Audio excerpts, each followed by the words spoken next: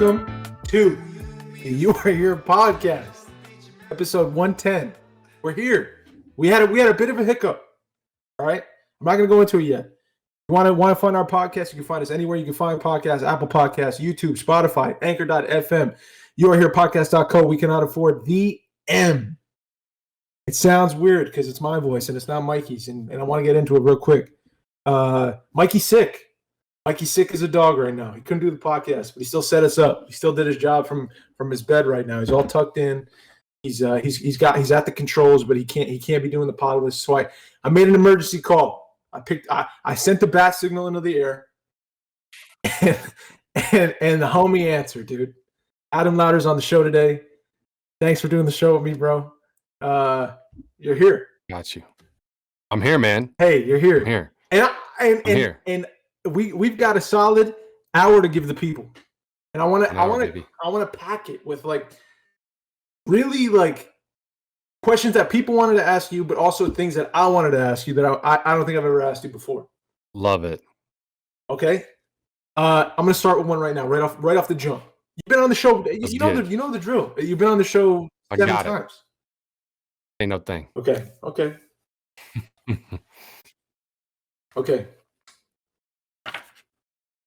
Here we go. If you were to name one thing about me, one quality about me that because it's safe to say we're best friends. You know what I mean? Like we say that we're brothers. You know me very well. Brothers for life. Absolutely. One thing that you know about me that you think nobody else would know about me, and then I'll do the same with you. And be careful, and not I don't know why you did this. No, I'm playing. Let me think a bit. Yeah. Let me think. Do you have something already? You know how they have this is good. Business meetings with they bring the whole business, and it's like you're at like in a resort, and they're like, this is the Northeastern division, and they wanted icebreakers. This is the icebreaker. Yep. Okay. This is good. It's a good icebreaker. Yeah. Let me ask you, do you have one in mind, or are you waiting for me? I don't have one in mind yet, but I want to. All right. Yeah. I need to think a little bit. Okay, let me just go with it. Let me go with it because it's on my gut. It's on my gut. I don't want to scare you, bro. I'm terrified. Hurt you. And I'm terrified. But I'm sweating. I'm gonna say something because it actually pertains to a conversation Katie and I had today. Ooh. Actually, about your acting. About this. Oh God. I think a lot of people feel from you a lot of love, right? A lot of support, being present, there for others, like a bleeding heart, wear your emotions on your sleeve, that type of thing. But people don't know that, and I learned this studying this sermon by Tim Keller. He was talking about anger, and he was like, is anger a sin? And I was like, that's a good question. I don't know. And he said, anger is not a sin, right? Jesus lived the sinless life, and he was angry at times. It's about anger is a form of love, is what he was saying. And he said it just means that you love something deeply. Sometimes when you act out of anger, you're quick to anger, like yours truly. It's because you love to be respected, and so as soon as you're disrespected, you want to squash it, right? Like that's one example. I would say that within you exists anger, like in any human being. But I think it's something that people don't think about when they think about you as an actor, as an artist, as someone who expresses things, that you have that. And you have it genuinely because it's tied to the same thing that all the other emotions are tied to, which to me is they fall into two categories. But for your main one is love.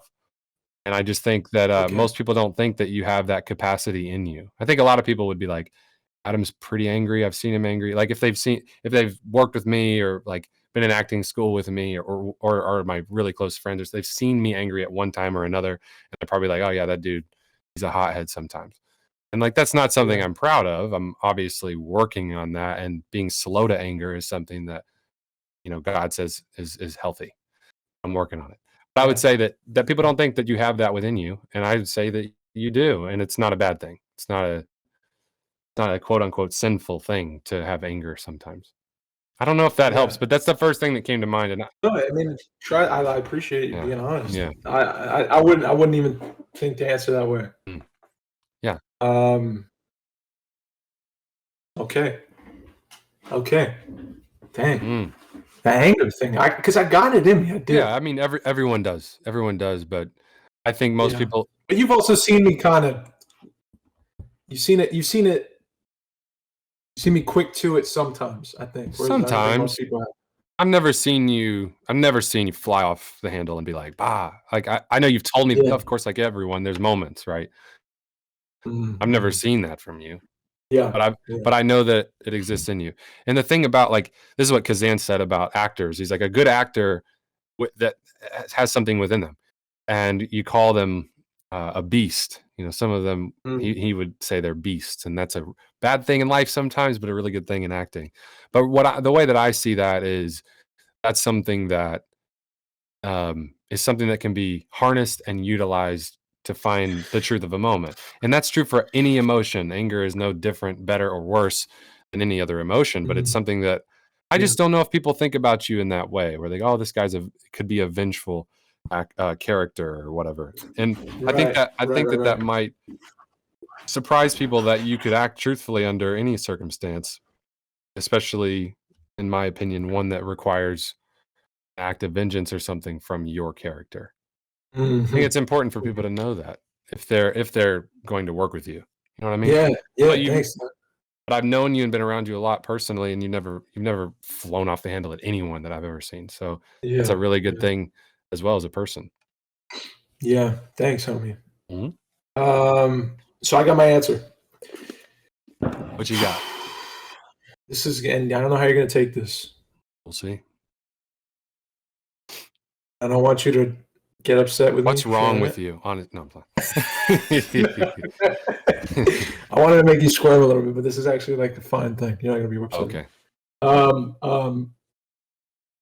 So I think you don't realize, and I don't think other people who know you would realize off the bat, because you don't chase this quality, you don't boast about it, you don't exude it in public, I would say. But you have a quality of a silent leader. Like you have such a strong. I think the best leaders are silent. They aren't. They behave a certain way. That's it's attractive. It's inspiring. It's not spoken of, but it is shown. You know, and it's undeniable because you don't question it. Like I don't. Like I take the lead from you in so many ways, I think, and you're younger than me, and I take the lead from you because I think you're just a very strong leader with what you do, with what you choose to do with your life. And I don't think most people would know that about you, like off the rip. I think you're a very like casual, like friendly, outgoing human being, and you know you could be perceived as like one of the flock, but I don't think you're one of the flock. I think you're a shepherd of the flock for sure. Yeah, so that'd be the thing I'd tell you. I appreciate it. I appreciate that. Yeah. I think we all have seasons of leading and seasons of following and listening, and I think having both at once is super important. You know, obviously, like there's no one in my life, right? In my belief that's higher than God. God is always going to take that lead, and there's something about having that faith in my life.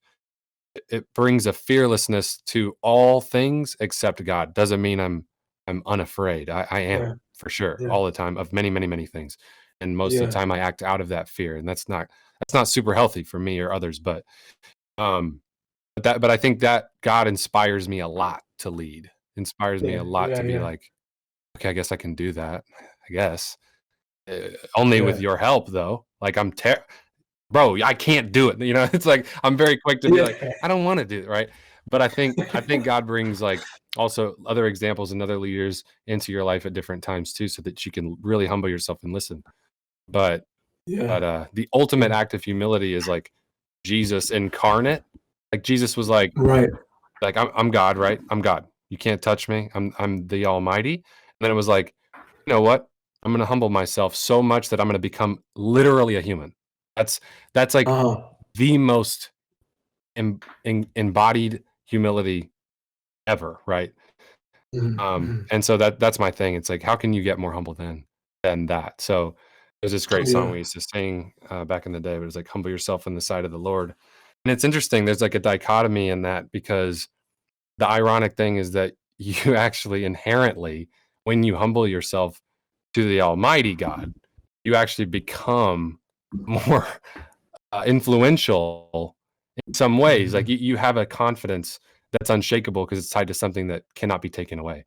And I think Right, that's the right. importance of like my faith. But yeah, I mean, I try to when I feel like called to lead, but there are many, many, many times when I'm like, I'm gonna just listen, bro, because I don't know. I really don't know. Yeah, But yeah, yeah, yeah. I appreciate you saying that. Appreciate it. Yeah, man. It's the truth. I think we're seeing it now with you know, we've been writing our feature. We've been hitting it pretty hard the last month, but we've been doing it for 4 months now, 5 months about, and we've gotten our outline just about finished, and this idea of like a bigger thing possibly on the horizon. Who knows? Like whatever comes, it comes. But already, I feel like it's creating this gravitational pull where you're at the center of it with this idea of serving a purpose with your life through story instead of being being taken advantage of, like we've been taken advantage of so many times in the way things are structured already, and like making a new way for people to learn how to possibly tell stories for their careers and for their futures and for the people coming after them. And I think already, just with the inception of the idea of a possibility of telling stories a certain way, with purpose and executing properly, like or as well as you can, like I don't know, I just see it already happening. Like Mhm. moth to a flame kind of thing. It's just kind of, Mm. if you build it, they will come kind of deal. Yeah. But you don't slouch when you tell stories. Yeah. That's the thing you promised, and that's this promise we made to each other, and it just falls. I mean, that's bonding us even closer than we've already been, which is crazy. But Yeah. I think we have a Mhm. similar It's purpose. good. Yeah. Yeah, I think so. I think there's so many people who are called to tell stories in some form or Yeah. fashion. And as you know, being on movie sets a lot, it's like there's a ton of spots and roles Mhm. and positions that are needed to see that thing through. Not one of which is less or more important. It's they all matter because without one of them, it kind of falls apart. It's like organs in the body. Like Mhm. use your gallbladder for a day, things change real quick. But Yeah. how often do you think about a gallbladder? It's like, oh, I don't really lose it, and you're gonna think about it a lot. Let me think about it real quick. Yeah. And that it's kind of how it is with anything. It's the team, and Yeah. that's what I think part of my calling is, and I'm finding that I'm just as passionate about that as I am any individual part role or whatever, writing script, whatever it is. I'm just as passionate about helping empower artists to do what they're supposed to do with their lives, That's it. because That's it. artists change my life on a daily basis for the better. They inspire me, they remind me that I'm alive, they remind me that I'm not alone. They touch Mhm. certain things in my existence, my experience that other things just simply can't. And I Mhm. want to build a place, or at least become a partner that can help future artists do the same thing for future generations. And I don't think that that's Yeah. a small thing, like, yes, essential workers right now, obviously, so clearly are going through a really hard time, and they are so needed. That word essential is real when it Yeah. comes to them. But I also love to think about it on the flip side too. What are so many people, taking in these days? And a lot of it is stories, movies, series, music, books, and I think that those things are important too. I'm not saying one's more or Mhm. less. I'm not saying that, but there's a place for artists. There's a place for story. Obviously, we are. It's so much a part of our humanity, and it's Mhm. an awesome calling, man. It's great. It's not like I wasn't called to be a firefighter EMT, paramedic, or anything, but it's so nice that I know what I'm called to do, and each day I can take one step closer to making that a reality for someone else, whether it be someone as an audience Yeah. member or someone as a creator, and it's exciting.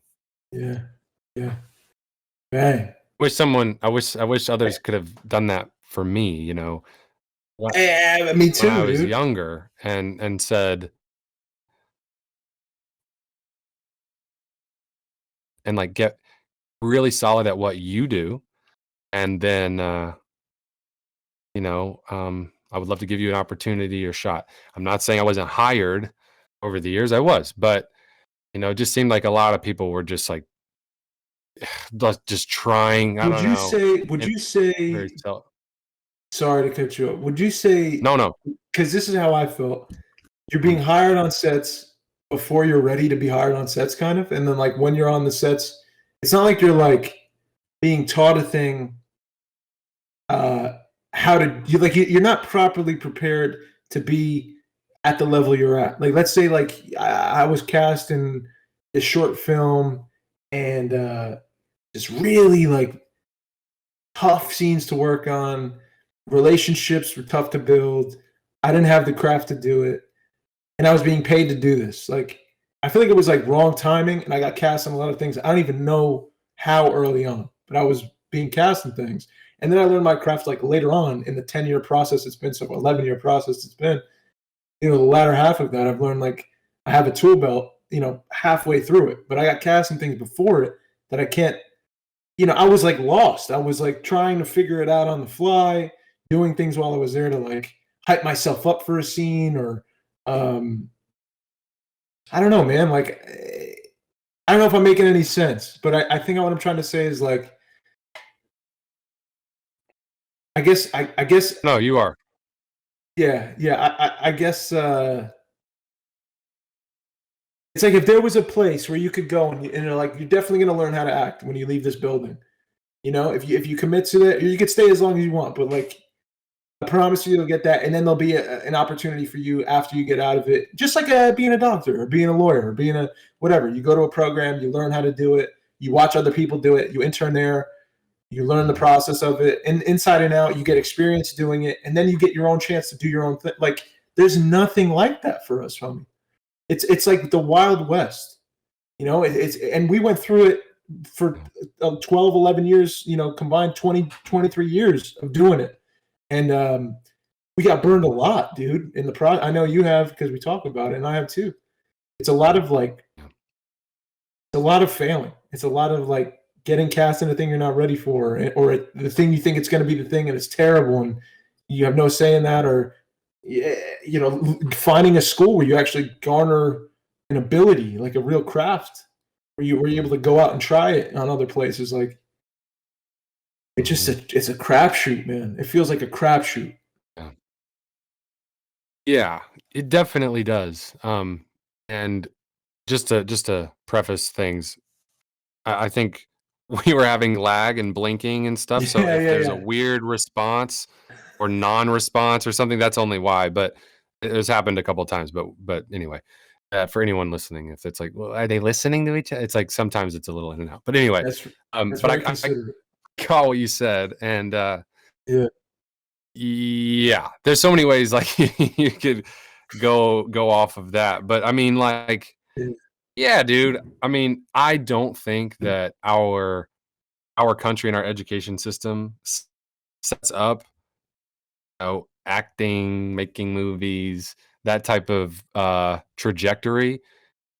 They don't take care of and usher in or set up a foundation for success for those coming out of school. I think there's a few issues, and I think the main issues are that acting training isn't prioritized anymore on a Mm. scale that it was in the past. Certainly not on the scale that it is in the UK.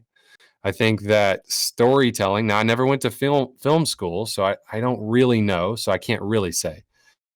All I can look at is like what movies are being made and are they good and whatever. I feel like there's been a steady decline in quality over the past 15 years or so. And so maybe you point at that and you go, are the film schools doing their job? And I just think that going back to kind of calling back to your leadership reference, like I think I would have done well with a really good leader. Like in Oh my my God. conservatory school where I learned on camera acting for 2 years, there was one business class, and then there were a few teachers who like were currently working, and then some that worked years ago. And in the business class, it was just kind of like, I don't know. That's kind of what I Mhm. think, but it's really Mhm. not like people who want to have careers like ones they dream of, like the Philip Seymour Hoffman, Denzel Yeah. Washington, Meryl Streep career, which every single student is sitting there going, I want to have that. They are Mhm. not the people who are telling me what to do about that. It was just kind of like, this is what you do. You go to casting sessions, you learn how to audition, you read an audition book, you go do it, jump in the deep end, and good luck. And it was like, Yeah. but Yeah. that equals Joaquin Phoenix career? And it's like, Yeah. Yeah. no. Or how many times have you seen people been told bad information? So many. I wanna put this out now, and I'm not poo-pooing on the teachers that I've had, because I've had some great teachers even that really bolstered me, and I was very lucky that way, because they said a supportive thing Me to me. too, They for wanted me sure. to audition for, so I've been very lucky and very blessed in that way. And I know you have too. I definitely know you have too. But I've seen people, not necessarily those teachers, but like I'm not going to say names or call out people, but I've seen people who hold positions of what could be perceived as like successful in this quote unquote industry, and say a thing that can really demoralize. It depending on who you are. It can really shut you off from like going after your thing if you're early on enough in the process. Now, I remember like getting shit on pretty early on in the process, and I didn't stop, and I think that's because of who I am. But I know a lot of people that did stop because of Oh yeah. who they are and what they've gone through and heard. So it Oh does take yeah. a lot of resilience and a lot of like tough skin. A lot of I've heard it Oh man. a trillion times from people giving advice. Yeah. Have that tough skin, but there's bad advice out there too, man. There's so much bad advice out there. To me, in Yeah. my opinion, you know. Eh, there is. I think it's so hard because there's already not an infrastructure that's ushering in and setting up success for young actors, young filmmakers necessarily, like there are in other countries or there was in the past in this country. Mhm. You're breeding more and more people who just try to figure it out. Most of Yeah. the people that are teaching in institutions aren't the ones out there working because they're out there working. Why would they talk to you? Mhm. Mhm. They're not Yeah. going to get the greatest advice. And that's why people are on YouTube all day long looking for interviews on actors inside the actor's studio, or like their favorite filmmaker giving advice and stuff. Like that's where they're really learning. But they're not learning how someone codified an acting technique and then like applying it on a daily basis. Sanford Meisner Mhm. is dead. And so is Lee Strasberg, and Bobby Lewis and Stella Adler and Konstantin Stanislavski. It's like these people are gone. Who's carrying the torch for them? I don't currently know anyone. William Esper's gone.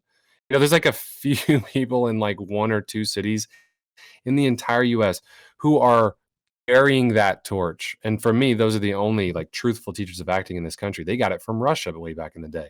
So like you're looking at this like Mhm. regurgitated, recycled bad system.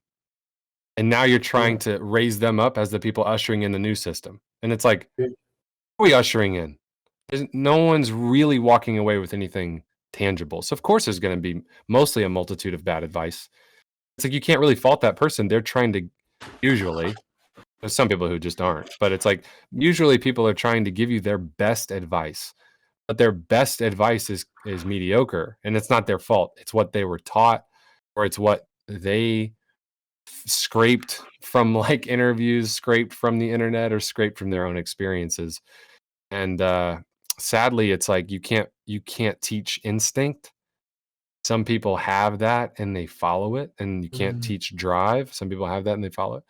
And after a long road, let's say you do this for a decade, you're either going to keep going or you're not. It's going to be like, what my Mhm. priorities and my meaning are tied up somewhere else and I'm done here.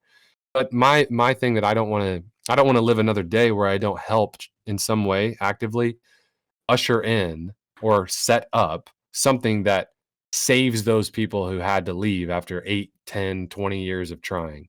I don't want to do that anymore. Man. The world needs actors. The world needs storytellers. The world needs good stories. I want to commit my life to that. And that's a good calling, because it changed my life, and it changed so many people's lives. Yeah. It touches people. Story is so powerful. And for me, that's a worthy cause. And so I used to really analyze this stuff to death and be like, here's the problem, and it's like, yeah, but at some point, what are you adding back? Are you just adding to the pile of negativity and cynicism into the world? What are you adding? Yeah. That's why I was like, oh, Skillshare class, or like, I'm going to write something. Actually, it's like, why don't you get out there and try it? It's that Teddy Roosevelt quote about the critic. It's like, at least that person tried.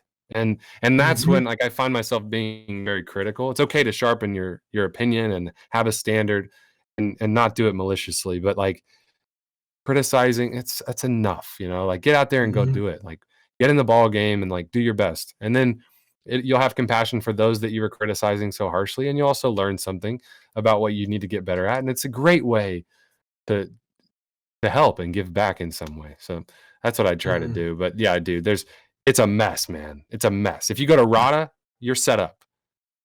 You just have to get in. You got to get in and you got to get through. And so for 2-4 years, whatever it is, once you're out of there, they incentivize, productions hiring new graduates. They don't do that here. They don't care. Nowadays, it's like, how many followers do you have on Instagram? Like, I don't. Okay, I'm not going to go to acting school. I'm going to get famous on Instagram. Maybe that'll help me. And it's like, the suffering, the art, and the person taking it in. Like, let's build something different, man. Let's do it different. So for those future storytellers of the world. I love it, dude. Sign me up. I'm signed up. You're signed up. You're in it. I'm signed up already. You're doing it. You're doing the same thing. You're giving back. Yeah. No, that's the mission, dude. How do you leave something behind for the next? How do you send a letter back down? Amen. Because we were the kids that didn't have that for a long time, and then eventually we fucking knocked on so many doors, and one fucking opened to give us, like an actual craft. And thank God for that. But it took a lot of no's and a lot of doors, a lot of doors. And you still had to show up and do it. You still had to show up, and it was still fucking so difficult. It was the most difficult. It was so difficult. But it was beautiful. Like, what you couldn't have torn me away from it, no matter how hard it was, because I knew I was gaining a thing from it. Yeah. And no one could take that from you. You know what I mean? No one can take that from you. A way to pursue and do your passion is so priceless. You got to think about it. We wanted to be students. That's all. We just wanted to go to school, but like a school that we knew would teach us something. That it's like being a child with no school. All we wanted was an education. That's it. And imagine how hard it was to find that. It was so hard. I mean, yeah, it was a diamond in the rough moment. It really was. Yeah, it took timing. It was like a miracle kind of thing. I totally. And you're like, okay, if you stick, you walk away with a way to do it, like training. I can act, man. Truthfully. I can act truthfully. Yeah. That's all I ever wanted to do. Like, that's it. I watched Capote. I watched Philip Seymour Hoffman. My head blew out of my mind. And then I watched Along Came Polly. And I was like, that's the same dude? And I was just like, what is happening here? What is happening? And then I was like, I want to do that. And, like Stephen King said, I shared this with you today, but it's like imitation precedes creativity. I just was like, be him, and then you'll be good. And then obviously, like, that's not right. My boy told me, today, he said, Nassif, shout out Nassif. He said, be yourself because everybody else already taken. And I heard, I think it's Kurt Cobain quote, but he said, trying to be someone else is a waste of who you are. And man, that's true. Shout out NASA, dude. Yeah, it was great. It was great. But once I saw him, I said, I want to be him. And then it was like, he's already alive and he's already doing it. And so I was like, oh, how do I be that good? And then it was like, luck. Oh, good luck. It ain't gonna happen. You ain't gonna find nobody. But good luck. You can. And then I finally did. And it was that continual pursuit of wanting to be a good actor and learning it for real. Yeah. Dang, man. I memorized the whole. I told you this already, but for those who are listening, I was about 23, out into the city, out of school, trying to find an agent, paid for a casting session deal with an agent. And I prepared a monologue. You're asked to bring a monologue. I prepared a monologue from a film that I would watch religiously at the time, which was Disturbia, which I thought was high art, and because it had moved me so much, and because I just love Shia so much. And at that time, his acting, I thought there was something I'd never seen before, and but I was very uneducated, very raw, so I just copied him. I just watched it incessantly and copied him, and I did that audition thing for this agent, and from that I got a call, from this agent saying like, do this, and this, and then talk about signing you. And then I didn't do any of those things, and then he died a few years later. So there's a lot in there. I don't know how to, we don't have to break it all down, but I wasn't ready for that. I was obviously doing the wrong thing. Somehow it was working. This guy, I don't know, saw something in me from a copied, nonsense screenplay, and just it's a weird, how many weird situations have you been in because of this thing? We were in I love saying this all the time because it's a snapshot of what it's like to pursue acting in New York City, I think, in your 20s. We were in, but right before the pandemic, right before we went to California. I want everyone to just close your eyes and visualize this if you're listening right now. Okay? So me and Adam walked to a place. A mutual friend had created this opportunity for us to, I won't even give it away. Fast forward, we're in a virtual reality arcade in the back room, dodging people as they're walking by, and workers are walking by, and we're inside of a man-made tiki hut on cushioned like I don't even know what kind of seats, in a semicircle, reading Beyond the Horizon by Eugene O'Neill at a table read. It was set up as a table read with some person we had no idea was saying he was going to raise $500,000 to put it up in a virtual reality play. So we were going to do one of the great American plays. Virtual reality, table read at a tiki hut, and Adam's right to my left, and we're reading two of the best written roles of all time together at night in New York City. It was with other, and your wife was. I mean, it was. It's one of the. I can't even picture myself there anymore. It's so absurd. I mean, it was so. Yeah, only that we didn't fight for it either. It wasn't like it was like something we were like, we got to do this. Like, let's make it happen. It was like it just kind of worked out. I mean, it was it was set up, and then it was just happening. I mean, we were just like, first of all, VR that's different, but like, just wanted to do that play so bad. That's all we wanted. You know what I mean? Yeah, that play is too good. We were like, let's go, let's do this. Yeah. And then everything shut down. It was like, wow, you can't even get a virtual job anymore. That was literally what we were coming back from California to start. Like, that was going to be the thing. It was like, are you ready for this in 20 days? And we were like, what are you saying? This is the greatest role I'll ever be a part of if we do this. 20 days? Give me a minute, And it was like, you didn't know about COVID? Bye. That's how fast, baby. On like that. So many things crazy. like that. But that's for me the snapshot of like how was it acting in your 20s in New York City? What was it like? Man. Let me tell you a little story. Those stories are a dime a dozen. They're incredible. There's hundreds. I'm glad we're part of a fraternity or sorority, whatever you want to call it. Some kind of group of that's a lineage of people who have pursued acting in New York City at a time, like with a group of people. Dude, that's cool. That's really, really cool, right? We'll always have it. I never thought of that, really. Yeah. I never thought of that, really. Yeah. That's awesome. Dude, you know how many people have done that? Like, come on. I don't care who you are, whether you're known or not. Like, that's That's awesome. I mean, that's really cool. I mean, it was so hard. You have to love it. You just have to love it. But it's cool, man, and it breeds a lot of closeness and camaraderie because so much. It's hard to explain to the rest of the world what the hell you're doing. What are you doing? You're like, well, I can't really. I don't know. You have to be there. Where are you going? Where are you going? How do you describe that to somebody? If you were going to the Tiki Hut that night to read VR Eugene O'Neill with your buddies in that Tiki Hut, how would you describe that to your mom and dad? You know what I'm saying? Like how do you? I just wouldn't. You wouldn't. It's weird. I'd be like, even if this turned into something. Wow, what do I say then?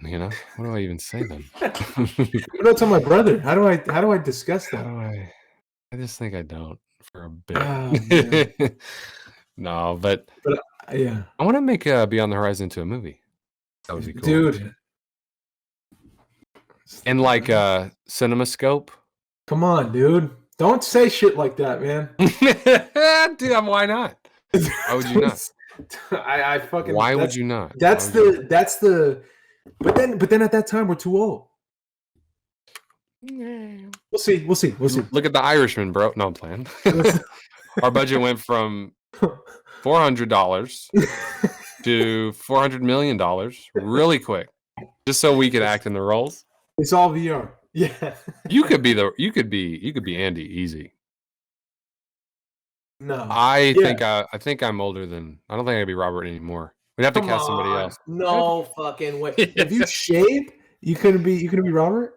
I don't know. Maybe no. You could. We'd have to no close-ups at all. No close-ups. we could pull this is like a John Ford movie. It's all wide. 2 setups. I can't even see him. Okay, dude, I got another question for you. Go ahead. This one's the last one I'm going to ask you, and then we have a few more from people who jumped into the live. Thank you guys for saving my ass and jumping in the live before we did this podcast. Yeah, you guys saved our lives for this episode. I'm going to shout you all out when I say your questions. But this is my last question for you. Okay? Hey. I'm ready. Bros, right? That comes with responsibility, dude. That comes with, you need to be able to do things. That title, So if I was to say, if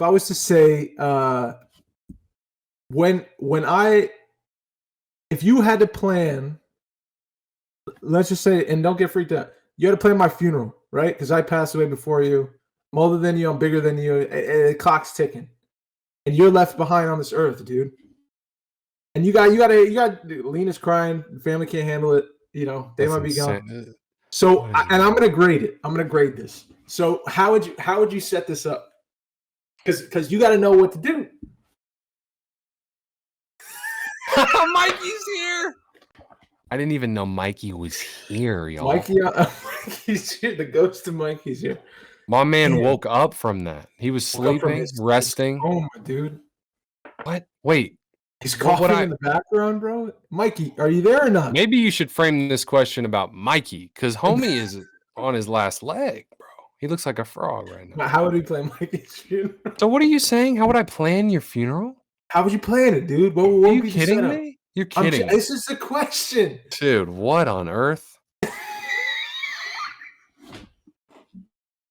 Dude, that's crazy. Homie. I don't know what I would do. No. Adam, you're my homie.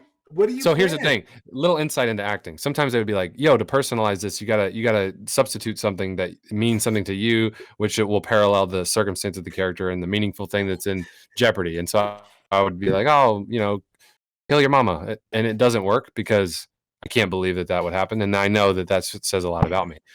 Because she's gonna die and I'm gonna die. We're all gonna die, bro. It's almost like that. It's like I can't even imagine that. I can't even imagine. But let's say we're playing a game. This is the game. You're setting up my mock funeral. This is what it would look like for the future. This is the setup. I'm in the back of the room. I'm grading it. What's the what budget? do you choose? What's What's the budget Standard on the budget. funeral? You go as crazy you want, Standard but budget. you know, let's say Oh the my coffin's taken care of, God. so it's like whatever the coffin is, Oh my coffin. God. All right, we'd all have to go to the most beautiful valley overlooks the most crystal lake. We'd all have to go there. So the budget has to support everybody's flights and the I whole like deal. this. I like this. We go to the most beautiful place of all time. We get in sequence Lord Huron to play live. First, they're going to play the song Brother. Then we get Gregory Alan Isaacoff. He plays live. He gets to choose because that's how you'd want it. And then we get the Lumineers, just a piano and the lead singer. And all he does is he plays Patience. Oh, On a loop. so music A+. Now location music A+. Dude, I'm killing it. You're killing it. And then we have literally everyone you've ever met ever get up and go for at least an hour.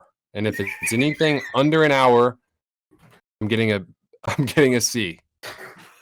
And they tell everyone what Dave meant to Dave. While you sit back there and you go, "Not bad." And they go, "Is he back there listening?" No. And then obviously your parents and Lena. By the way, the whole time I'm holding Teddy, and I know that upsets Lena. She'll have Teddy the rest of her life. Okay, you understand? She needs to feel the guy, right? You're not there, so she's got to feel like, what's the next guy? She needs to feel a man's chest. She needs to feel like the warmth of a dude's chest. Right. So then we have that, and then we all drink a suicidal Kool-Aid. No, I'm kidding. All right, that's terrible. That's not even funny. That's dark. That was too dark. No, but I don't know, man. I don't know. I give you an A, dude. That's an A. That's pretty good. Up. That was pretty good. That's an A, bro. I thought it was gonna be in some New Jersey funeral home, Conti's funeral home with the picture display going, like doing the slide thing. Conti's. You know? I do. Oh, the picture board. My heart hurts. One fell off. Yeah. It's okay. Either way, it's okay. You know, it's fine either way. You're honored, and the love is totally indescribable, regardless of the setting, or the words, or the music. No one could ever do it justice anyway. That's right, dude. That's Adam. I appreciate it. That's a beautiful. I got you. And also, that was mean. That was really mean of you. It wasn't mean. I was trying to have a little fun. No, it's fun. It was fun thinking about you. Let's get into. It's great. Let me say something real quick. For you whoever's listening, we love you very much and thank you. Thank you for supporting us up to this point. We're at 95 subscribers right now. 95 subscribers. What are you gonna say, Adam? What are you whispering right now? I was gonna say, Mikey, he's talking to you. Mikey, wake up. 95 subscribers right now. Me and Mikey are very appreciative of that, of you 95. We're trying to get to 100 before April. If you want to throw us a sub, greatly appreciate it. That's the challenge. That's where we're at. If we don't hit it, guess what? Guess what, Adam? Deuces. We're still going to keep coming at y'all, dude, for the 95. I love that. Baby, we're not going anywhere. It's not a 95. Do it live. Just like my boy Cool G Rap. We're not switching on. Y'all will always be here.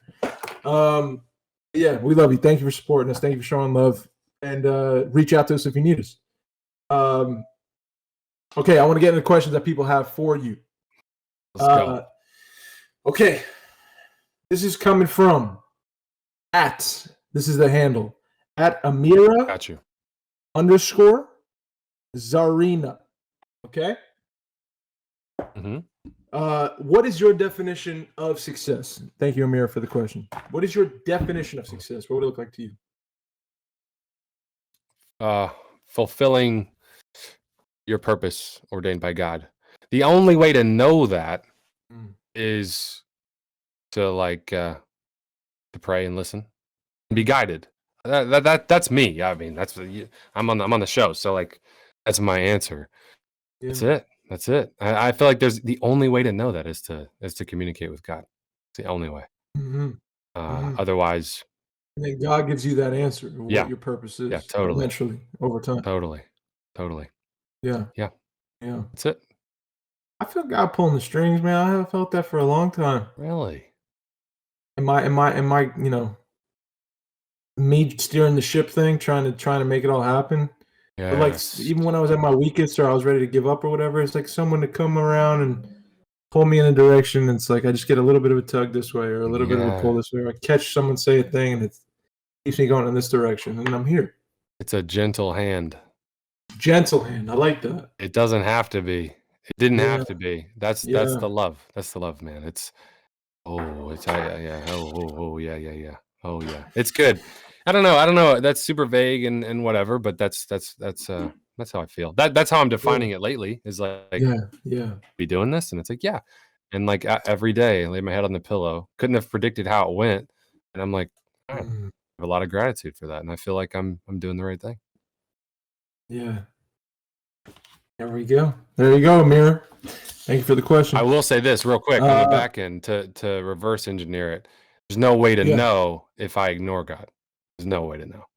So I got to make up what it looks like, and it gets real hairy when I do that. You're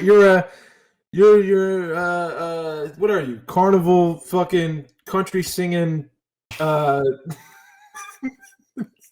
fucking Fortune 500 lawyer architect, dude. Straight up, it's not pretty. It's not pretty. As soon as I start steering the wheel, not good. Okay, good. Next question. Next question. Okay, okay. Next question. Um what is it? Okay. This came from Danny Blandon. Oh, So he had a two-parter question. So first part of the question, the homie, the old G homie. and it's not a question. He just Hmm. gave us some information that I didn't know about, and I want to look up real Oh, quick great, while I have you here. great. Apparently, he's saying that 6 Dr. Seuss books will no longer be published. I don't know why that is. He said that they will not be published anymore for children, anyone in the future. I don't know what that is. I don't know why that is. So here it is. Okay, okay. So it's saying on AP News, is the article, 6 Dr. Seuss books, including and to think that I saw it, and to think I saw it on Mulberry Street, and if I ran to the zoo, will stop being published because of racist and insensitive imagery. The business that preserves and protects the author's legacy said Tuesday. These books portray people in ways that are hurtful and wrong. Ceasing sales of these books is only part of our commitment to and our broader plan to ensure Dr. Seuss's Enterprises catalog represents and supports all communities and families. So we're talking about books that were written in the past coming back and not being able to be made anymore, I guess. Some news for you. All right. All right. Yeah, I don't remember those books. I'm sure I read them when I was young. I don't remember them. Yeah. But that's going to be happening a lot, I imagine, right? Like we're going to be experiencing pieces of the past, like works that we've read and Yeah. stuff like that aren't going to be allowed to be read anymore, which is kind of weird. Yeah, it's been Yeah. happening. It's been happening, and I think it will continue to happen. Yeah. Yeah. It's nuts. But Yeah, that's news. I need to look into it more. yeah, me too. Thank you, Danny, for sending us that. And then Danny asked you this question right here. If you were offered a legitimate role, a career-changing role, but you read the script and you found it inappropriate, what would the content be, and would you give up the role? He's asking, what is too far for you? If it were a legitimate role, and if it were career defining, I guess those would be the two things that I would hone in on. I don't know. I get guidance from God, so Big guy. I don't know. Big G. Yeah, a lot of times God is like, "Don't do it," and I'm like, Mhm. "What? I don't understand that." Is this the You devil you talking? you No. you've been good with that since I've known you well. It's been like your power of your no is so strong. Like you taught me that. That's one of the things I take the lead from you from now. That I was like, I got it. Well, back then. I think a lot of people who know me in the past 5 years probably think I'm a very much a no person. Like I say no to a bunch of stuff. But it's only because I said yes to literally everything for the first half of I didn't the know you then. 12 years, 11 I years. didn't know you then. Dude, I was saying yes to everything, and I was making everything I could make, and I was like, yeah, everything. It was like I don't care. I don't care. Yeah. Whatever gets me further and whatever gets me to my goal, I'll do it. I will do it. I mean, everything. So I didn't even have any sort of standard, That's a any sort of piece of company. bad advice because I heard that advice a lot. Do anything and everything, always. I was like, yes, sir, you got it. Make it so you make it, and do everything and anything. And it's like, oh, maybe not, though. Maybe not. That's just my opinion. You could be good advice for you. I don't know. That's my opinion. It's bad advice. But nowadays, I ask God everything, everything. So I'm like, I don't know until it happens. There is not something in my mind that is a threshold to which I am opposed. Like, there's nothing where I'm like, oh, okay. Never. I'm not. That's not how I feel. I mean, I don't know. No, I won't know until it happens, and I will only know because God speaks to me. That's fair. But That's a fair answer. This is interesting. I had auditioned for Jeffrey Dahmer, which is the new Netflix thing, and it's happening and whatever. Not dropping names, dude. But my boy did audition for Jeffrey Dahmer. Well, I did not get it, so it doesn't. It's all good.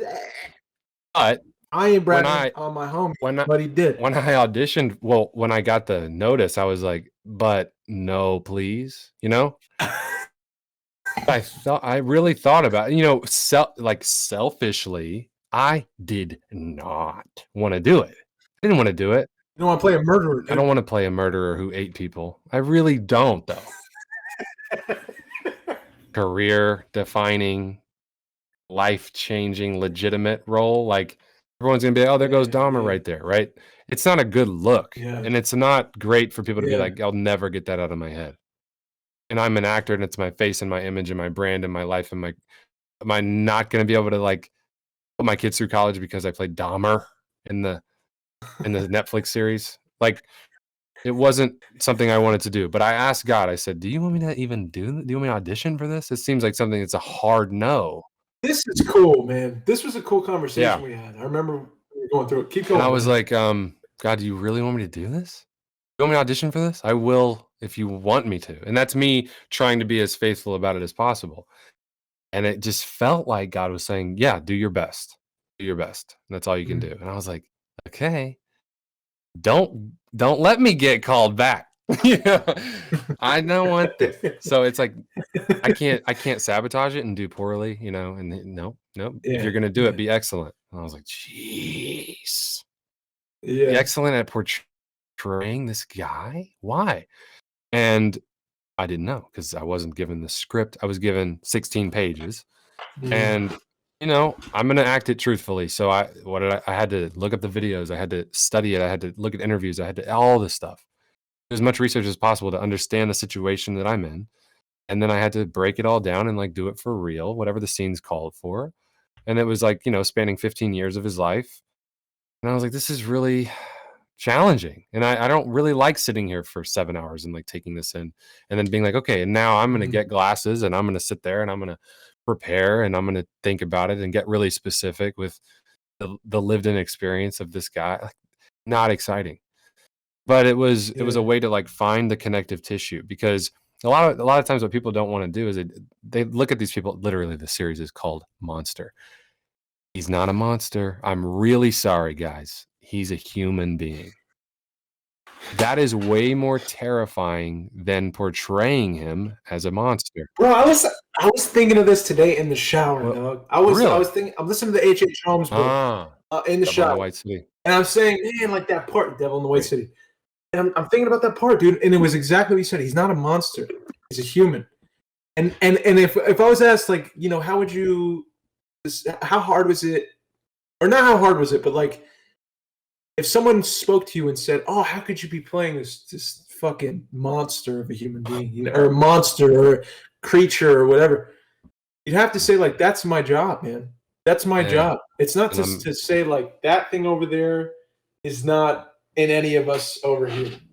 No, that thing over there did some fucked up shit, but started with the rest of us, and it is a part of it's a part of who we are. We're all human, and like we have different chemistry and whatever, and different tendencies for things. And you know, you don't want to say like Hitler or Jeffrey Dahmer or people have done atrocities are like human anymore. It's easy to throw them in the, you know. But as an actor, dude, you have to click into like the human thread thing that they're doing. What are they doing and why?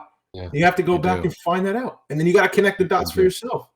Well, for me, everything is like top down spiritual. So yes, for me, it's like, oh, child of God, right? Everyone. Yeah.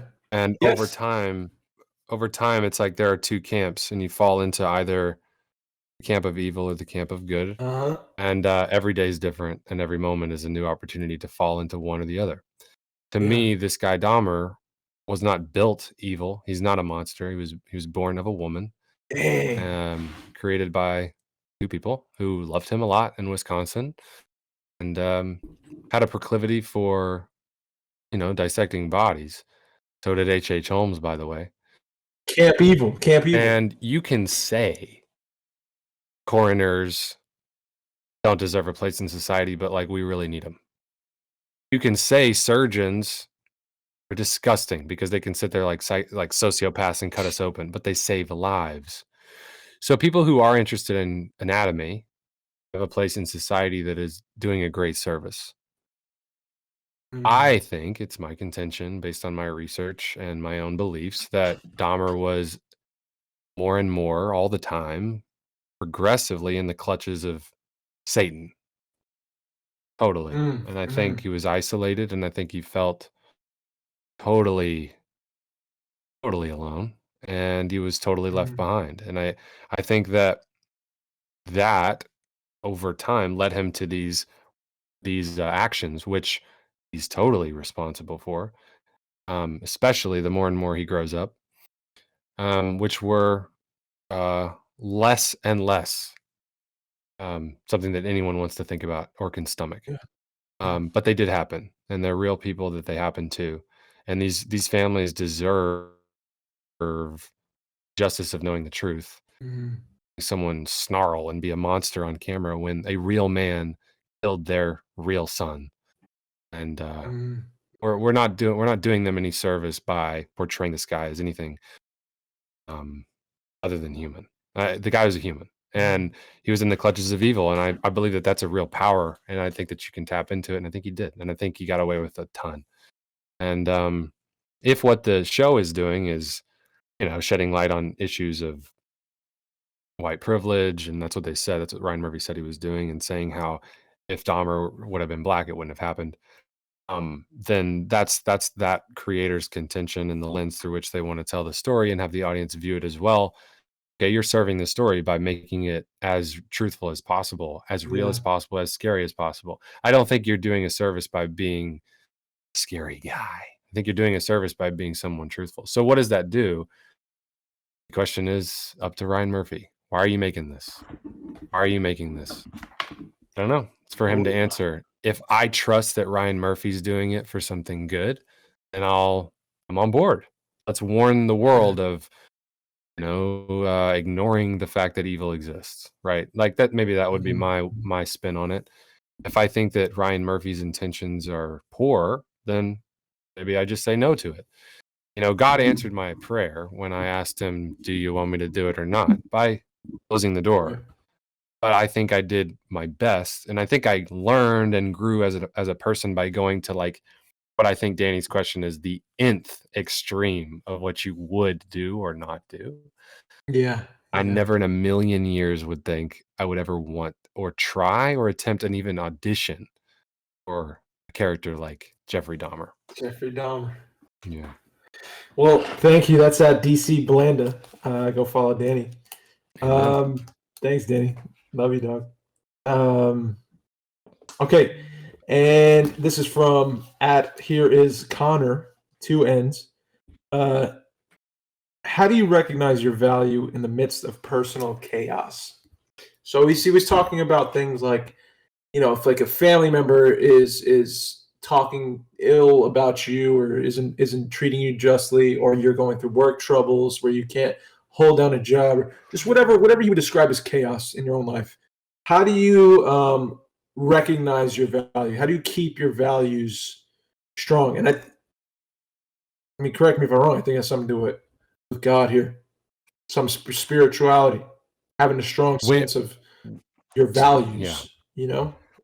So when you're in the midst of chaos, In the midst of the tornado of chaos, how do you maintain your values? Yeah, how do you? He said recognize, but maybe that's what he's trying to say too. Is like, how do you recognize and remind yourself, or hold on to your values and not be swayed by negative intrusions in life? When things change for the worse, or Yeah. For me, obviously, I'm a Christian, so the word of God is where I get it. But like the Holy Spirit is living, right?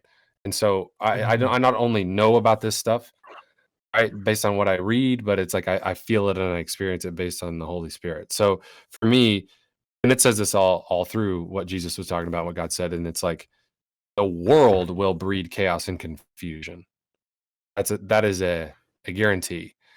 But God is a God of peace, the Prince of Peace.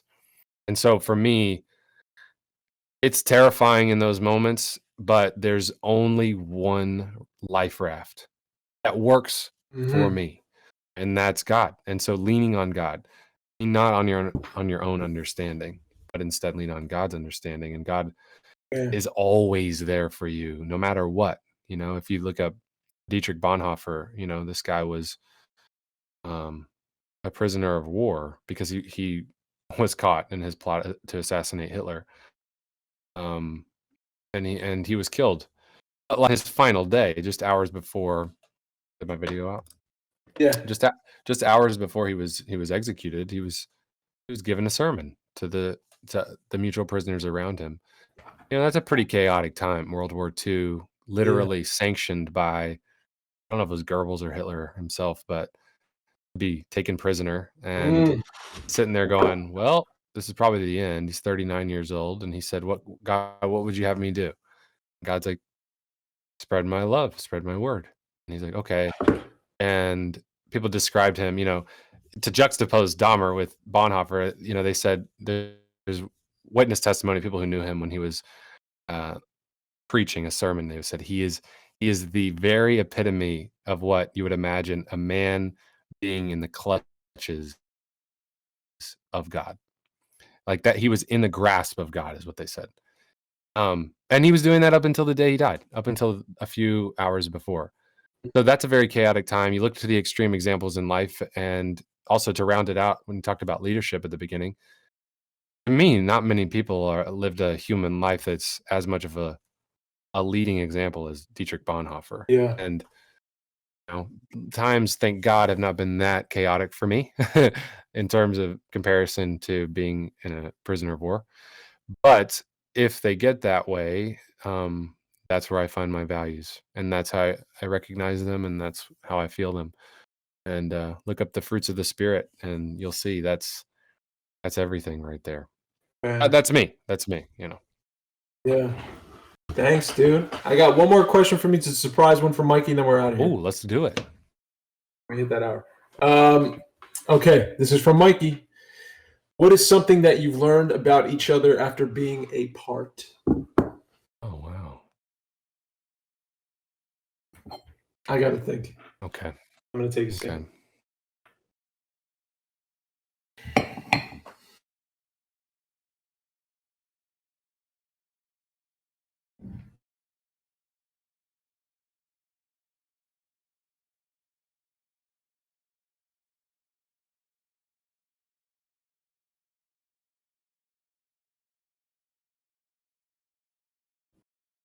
It may be this, dude.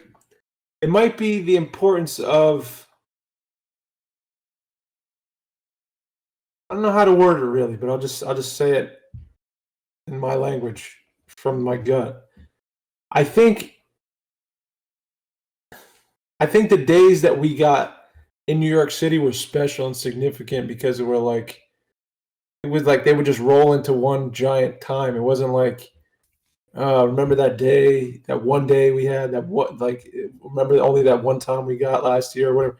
It was like I'd come over, we'd rehearse. We were at rehearsal, then I'd run to your house and we'd have soup that Katie made, and then we'd all go get coffee and we'd all go see a movie. We'd all go to someone's birthday. The days like kind of meshed into like this one moment of time in my life that I can't get back. I think what I would say is like not to take for granted the times I get with you.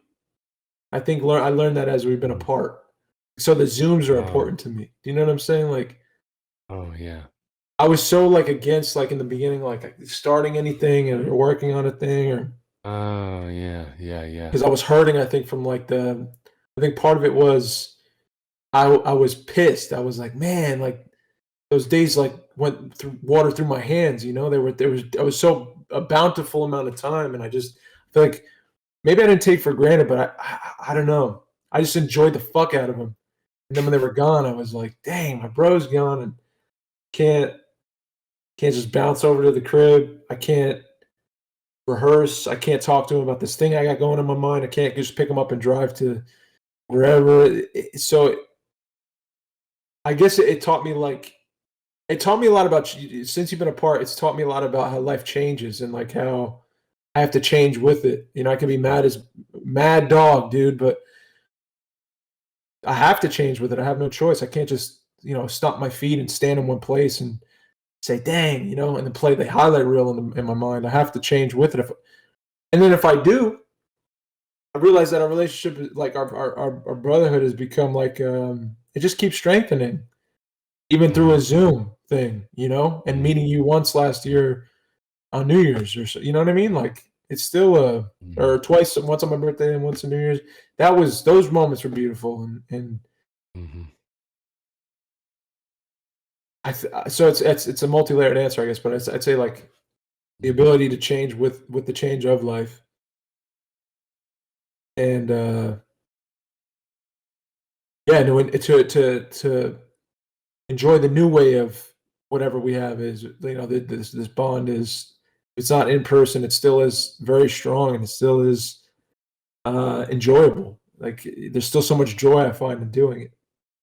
And creating with you, I think, is just total bliss, dude. Which I think I knew that before we were apart. I know it would be. But yeah, that's my answer. That's great. Definitely feel that same way. I think what I man, it is hard. But what's coming to mind is I learned how capable you don't know you are. I think is what I wanted to say. Yeah, I think there may be a part of you that feels insecure about just adulthood and response and take, all that. And I'm like, man, I want to help. I want to be there. I want to, but it's like, I think I'm realizing that you got it. You're doing it. You're doing it. You got a place, you've been through crisis and you've adapted and you've tried to do your best through that, not just for yourself, but for others. And you've succeeded at that. And that within you exists that you need to achieve the things that you want and to accomplish the dreams that you have and to fulfill the purpose that was already instilled in you. And I see you do that. I ain't there. I was always like, oh, I need to be there. I gotta help him out. Yeah. What are we gonna do? We're not together. Yeah. Of course. Like help, and I think we're friends and creative partners and whatever for a reason, for sure. I don't want that to end, and I don't think it's going to. Unless we both die out of nowhere. Hopefully that doesn't happen. But then, you're doing it. You're doing it, and I think that maybe it's easy to lose track of that when you look at your own life and you're like, I can't. I don't know what I'm overwhelmed. I'm terrible. I don't know, and the fear can really overwhelm you. But on the outside looking in, being many many miles away, if some time goes by and it's check in, it's been almost a year, and look how much you've grown. Look how much you've progressed. Look how much you've done. I didn't do none of that, right? Like you're doing that, and within you exists everything that you need to accomplish the next thing, and that's what I think I Yeah. learned about you. Thanks, dude. And I want to amend my question. I answered about you. It's that I didn't realize how much you were until we've been apart. How much you were entering my life for the better. You would actively like reach out and like try to help me as often as possible. And I wasn't like I guess I didn't take. I like knew that I loved you for it, but I don't think I like until we were apart. It was like it's all me now. If I got something that's going on in my head, like I gotta, suffocate that bitch. You know what I mean? Till it goes away or something. Or I gotta like, I can't take that walk. I can't. There's no one. Right. There's no dude that's like, come over and we're gonna, It's just I think that's the thing I noticed about you in the absence of you was that our relationship had become like. I try to do the same for you, but I think you do that without asking. You're very good at. You've always been very good at like checking in and then cutting through the bullshit and getting right to the heart of the whatever's going on. And you do it effortlessly to the point I don't even know you're doing it. And then by the end of like a car ride, we're like, you know what I mean, or like hugging each other, like, I love you so much. Yeah. But yeah, I didn't know that about you. I guess I knew that about you, but I don't think I knew what it was like to not have that. I forgot what you did in our thing. But in the absence of you, it's like you got to find a new way, homie. Because your boy's here for you. He's gonna call you. You're gonna talk, but he's not gonna hug you. That's a different thing. Which isn't your fault. It's nobody's fault. It just that's right. What I noticed. I relied on was your kindness and your caring bedside manner and like meeting me where I was at all the time. So that's yeah. I forgot you were just a good friend, dude. Well, we're here to remind you. Yeah. It makes you cherish those rare relationships that you have. Yeah, for sure. Even more, man. I reciprocate all that. It's a big gap in the day to day to not have it, but greener pastures lie ahead. I truly do believe that, and me too, man. We're working towards it, and we're getting there, and I feel good about that. Amen, baby. And that's the You Are Here podcast, dude. Episode 110.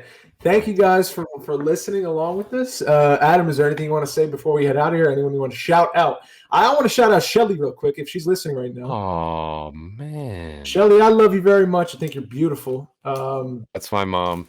Yeah, I think you're a beautiful woman. I just saw a video of you and Adam when you guys were it looked like a Chuck E. Cheese type of place, and you just looked like a supermodel. I just want to say how beautiful you look and angelic. And, I think that is exactly where we were. Yeah.